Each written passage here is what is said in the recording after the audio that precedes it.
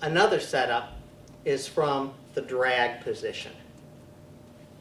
And I like this one too. This is one of my favorites. And what I do is, I like dragging a lot, either to double or single. Okay, so I like, or spinning around up top, and we've demonstrated some techniques in earlier instructionals on that. But another thing I can do from the drag, besides attack the legs or spin on the outside, I can set up an arm throw. How do I do that? What I'm doing is, particularly if my opponent counters the drag, this is the situation that's going to set it up. So, for example, if I try to drag a couple times, and I noticed my opponent was quick and able to pull his arm away, so I might have tried to drag to a double, drag to a single. What I'll do is I'll anticipate that, and then one of my next attacks will be an arm throw to the opposite side. So what I'm going to try to do is I'm going to drag, but I'm a little unsuccessful because he pulls his arm back.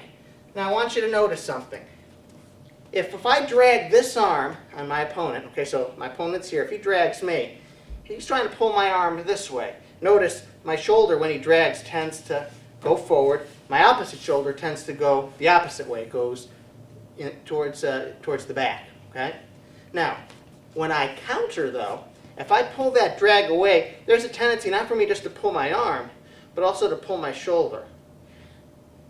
Conversely, there is also a tendency for my other shoulder to go forward. So if I'm countering the drag on this side, I'm tending to pull my shoulder back on this side, but the shoulder's coming forward. Well, that's kind of what I want, because if the shoulder's coming forward, it means this arm's coming forward. And that's going to give me an opportunity to attack that side with an arm throw. For example, I'm going to drag here, and I drag, and he pulls this back. I immediately come to that inside grip, but I'm not going to grab it. It's just quickly here. At the same time, this is coming through. So I'm going to drag, he pulls up, boom, to that position. Now you do it slow so you get a sense of how I'm getting the grip. But it's one side to the other side, all in one fluid motion, and the timing is such that I'm trying to catch my opponent's momentum as he counters with the opposite side going forward and attacking that arm.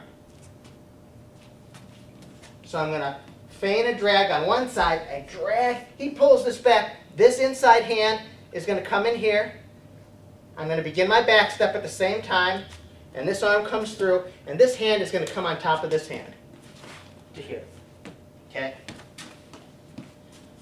Drag, he pulls aside, then I come inside, and prepare for my throw. Just going to get position now for this.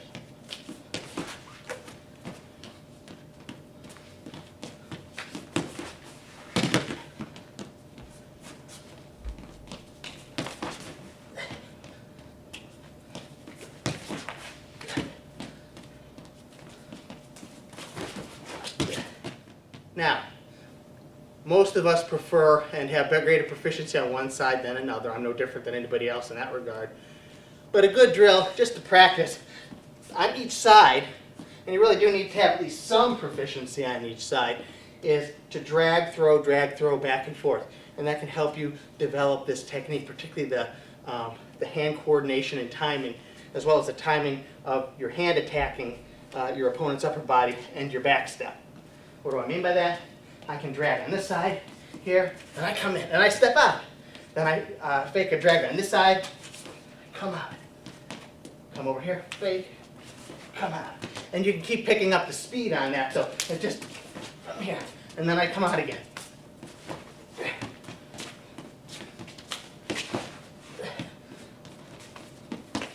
So this is an excellent exercise just to practice. Fake one side, attack the other, step out, fake the opposite side, attack the other. Back and forth, and that'll develop some timing, your hand work and your footwork, as well as the coordination between the two.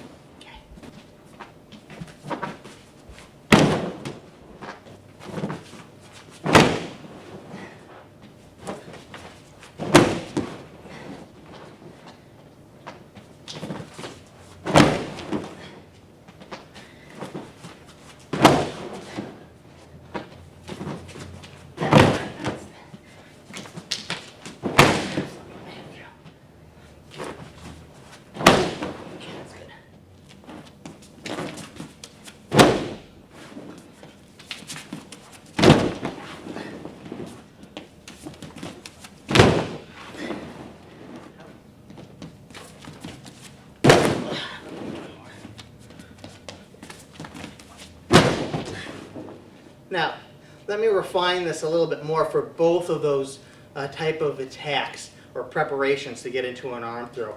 The first one you push in, and the other one I fake a drag to the opposite side.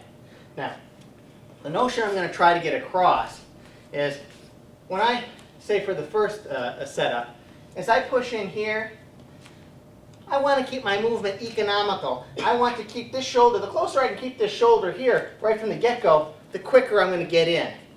So I definitely don't want to have a movement where my shoulder's much farther away and I've got to take a big step. So as I'm working with my opponent, you'll see I try to keep my shoulder pretty quick, or pretty close here, so I'm much quicker when I get in. Okay, so that's just a little subtlety here. I'm not going to try, certainly if this shoulder's forward, and this leg's back, I've got such a big long step to make. So when I'm up in here, you'll notice, at least when I'm doing this competitively, I try to keep this shoulder close to this shoulder right before I go. So I may snap here, I may push in here, and then this is going to come in very quickly. I'm trying to be as economical as I can with my movement. I don't want to take a big, huge step. I want to sneak this foot as far forward as comfortably possible without, of course, being vulnerable to a single leg attack. I want to keep this hip slightly forward. I want to get everything as close as I can to begin that attack or to prepare for that attack. And again, when I am going to go for that attack, and that's the same thing on this side here, I don't want to have a big drag here, big gross movement here, so that I've got a lot of space that I've got to cover. I want to kind of keep the drag in tight so I don't have much distance to travel to get this shoulder to this socket here. Okay, that's kind of a subtle point, but I think it's a crucial point from the perspective of, again, I don't want to have a big gross motor movement here where I bring my shoulder out of position and have to take a big step. I'd rather it be much more economical, so I take a small drag here, okay, economical movement here, my shoulder's a lot closer and I can punch it through. Okay, so think about your throws, all of your throws, whether they're headlocks, arm throws, hip throws. You want to keep the movement as economical as possible, especially with the hand work, because that's really where you're getting your initial grip. You want your footwork to be quick and economical, of course, too. Next, you can prepare or set up an arm throw from a pummeling situation. Basically, as we go back and forth here and dig, one of the times, as he's digging in, instead of me digging in as well, I can dig across and come through. Okay? So, as we're going back and forth here, instead of digging, I'm going to make it difficult for him to dig. What's that going to do? He's going to dig further. So if I retreat with my arm tug when I come inside, that's going to get him in favorable position. At the same time, as he's digging in here, I'm going to, instead of digging in this way, I'm going to just slide my arm across, and my shoulder is going to come through here. So, to this position here, and down.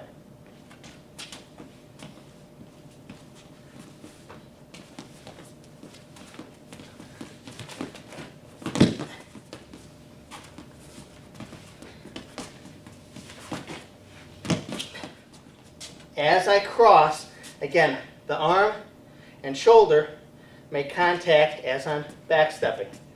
I'm not going to backstep, then bring my arm through. I'm not going to try to bring my arm through, then backstep. It's the same time, just with all the other throws, okay? With all the other setups for the arm throw. Your arm attack is going at the same time that your backstep is going.